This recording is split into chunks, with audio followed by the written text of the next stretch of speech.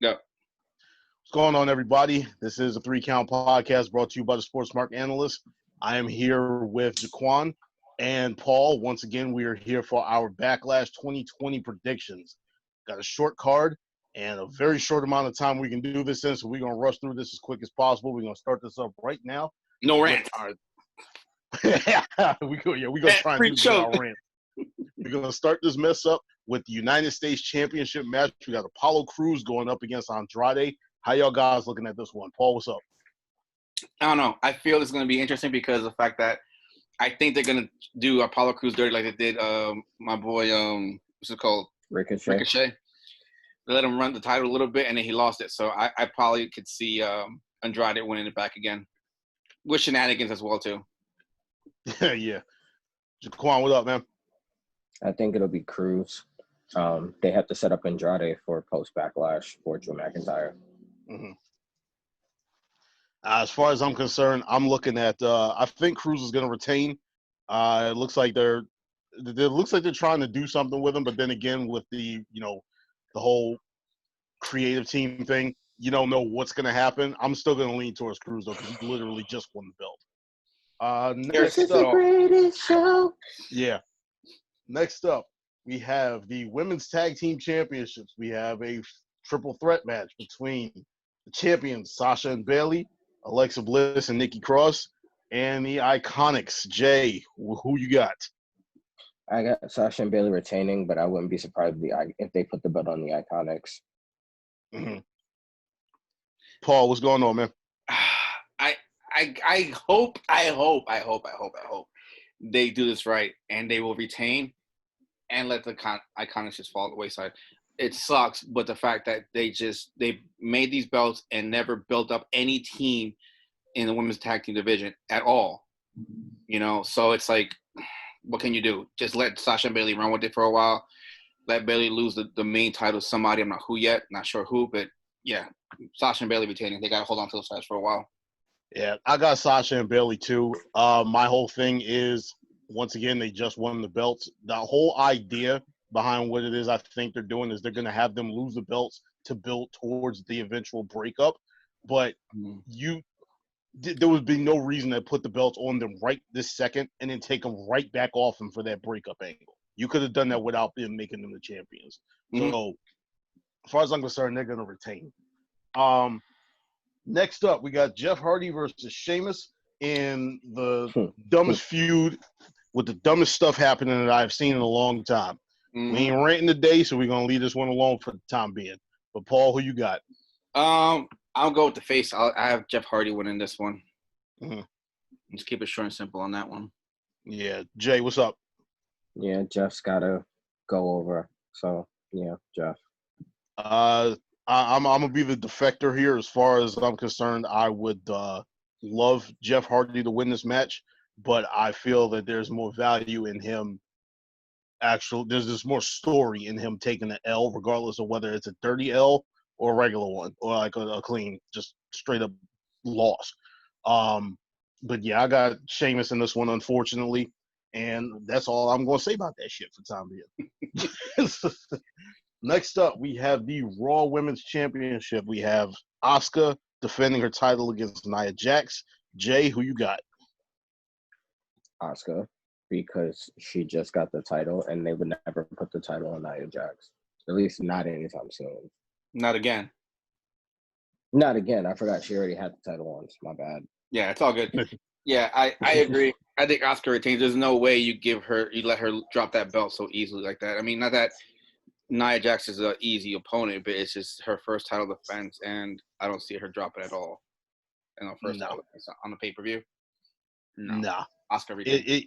If it wasn't for all of that, it still would have been absolutely obvious that Asuka was going to retain this championship because they're already in the midst of building towards her next feud with Charlotte. So this is just, across the board. Everybody's got Asuka. Next up, probably the second most obvious answer or obvious prediction of the night. We got Braun Strowman defending the Universal Championship against The Miz and John Morrison. Paul, who you got? Braun. It's like No way. I don't see him losing this one. Like, if he does, it's like, why? For what reason? It makes no sense he would lose this match. Yeah, I'd Braun all day on this one. Jay, who you got? It's either Braun or like a no contest or some kind of funky finish or something like that. So they got to set up his next feud, but I don't know. I don't have any idea who his next feud would be. I think one or two things is going to happen. And as a matter of fact, not one or two. I think they're both going to happen. Braun is going to win. And then the first thing that's going to happen is he's going to win in like under 90 seconds. And the other one is the fact that The Fiend is going to show up because he has been very, very conspicuous by his absence. Yeah, I've not seen him around in a long time. Well, yeah, personal time. I think his second baby with JoJo was just born recently. Yeah, and it's about time for him to, celebrate that by winning his title back. I can't believe it. Golly. Didn't they just have the first one like not long ago? Hey, listen, it's JoJo. It's JoJo. You blame him? I was gonna say something. I'm gonna be nice. I'm gonna keep it PG, so I'll just leave it alone. It's JoJo. All right. Next up, we got the WWE Championship.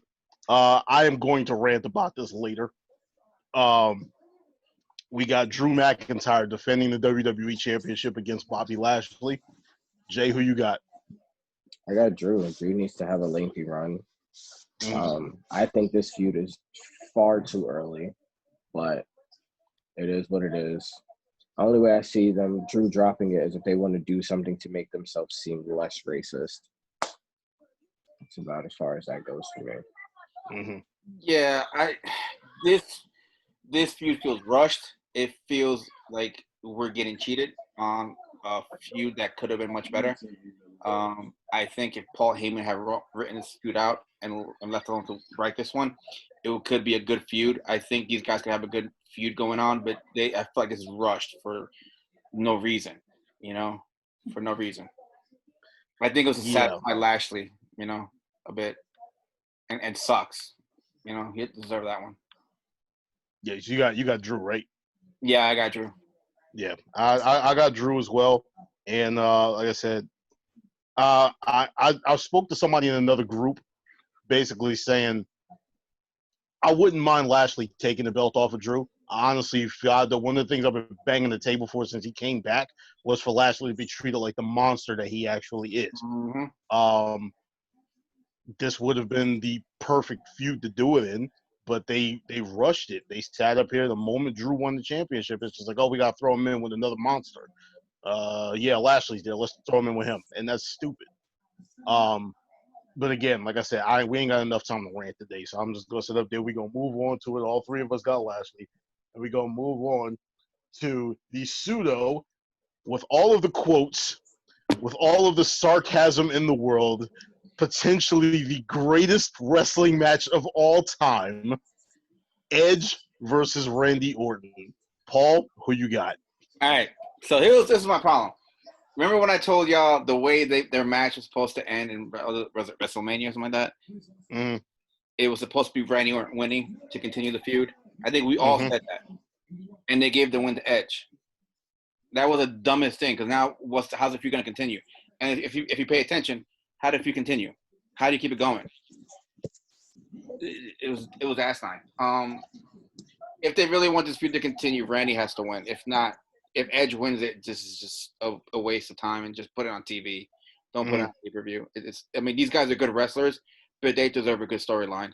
And honestly, whoever wrote that Edge was winning was a bad idea, because he should have taken that L, and then to have the revenge match, kind of grudge match going on here.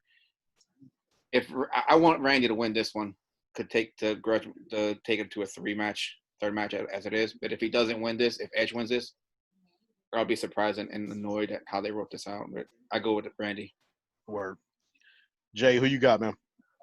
I got Randy. I was just gonna ask who won the last match. Whoever won the last match, the other guy's gonna win this one, because they're gonna try and stretch it probably to SummerSlam.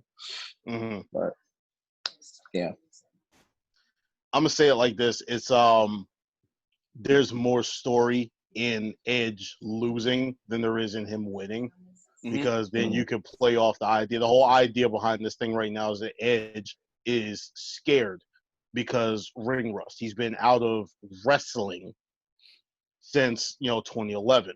He had a fight at WrestleMania. He had the Royal Rumble, which is in no way a wrestling match, at the Royal Rumble. Those are the only 2 times he's been in the ring. So the best way to tell this story is to have Edge take the L here. From what I've heard, this match has already been recorded, so they're not going to pull some BS where it's just like, oh, I'm going to run up and kick you in the nuts, and that's the end of the match. Yeah. But, yeah, apparently we got 30 minutes of this tomorrow. So, anyway, that was our predictions. All of us, like I said, are biting our tongues on rants because there was a lot of stuff that went down this week that we are not happy about. But right now, we ain't got the time to actually go into everything. So I hope you all enjoyed. Check us out with the rest of the Sports Mark Analyst content. Like us, comment, subscribe, whatever it is you got to do. Show us some support, and we'll show it back. You all have a good one. All right, talk to you later.